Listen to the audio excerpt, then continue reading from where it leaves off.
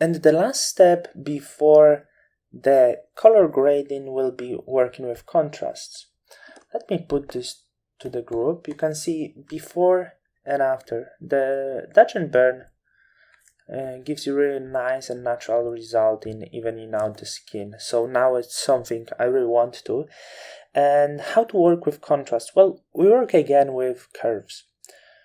The most basic thing would be, of course, simply dragging down the curve in the shadow area and bringing up the lights in the highlights area, but it doesn't give you the result that will be very selective.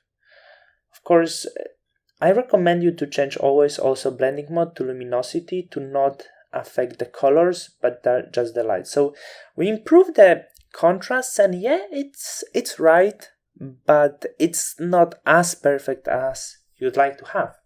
So I have the method create 2 curve adjustment layers, and of course this method is good for outdoor image. For other images I will be showing you a few more methods. So just set this as a highlights and luminosity blending mode, and the other one as a shadows with also luminosity blending mode. Why it's luminosity blending mode? Like I showed you this, but maybe didn't explain too much. As you can see, when I drag the curves, right now it doesn't affect the colors but just the lights. And if I change blending mode to normal, as you can see, the image becomes, for example, more saturated. Before we tend to affect the saturation as well, and we don't want this. We want to work only with lights, because work with colors, let's leave it for later. So what I do here, I'm going to image and apply image, and layer merged, it simply shows the image as it is. It exactly picks up the highlights existing on the image and mask them into here. You can invert this if you want to make shadows, but well, for now I want to do highlights. And let's have a look how this mask looks like. I'm going to press Option and hit on the image. That's how this mask looks like. And as I told you before, everything what's white on the layer mask is visible.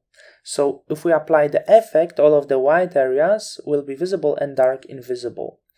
I want to make another white for shadows. I'm going to press Command and hit on this, so I'm going to make selection and then Command and invert into shadows. How it looks like.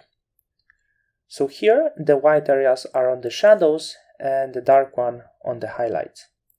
What I'm doing on the highlights, bring up the highlights, try to not affect the shadows, so maybe like this, before, after. And on shadows I'm going to do opposite, just like that.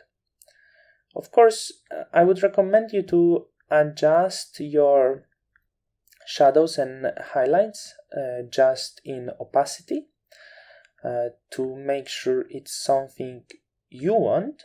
If it's correct, I can see maybe highlights down to 70, shadows 80. I really like how soft the image is, so I would rather stay quite careful with this, with highlights and shadows.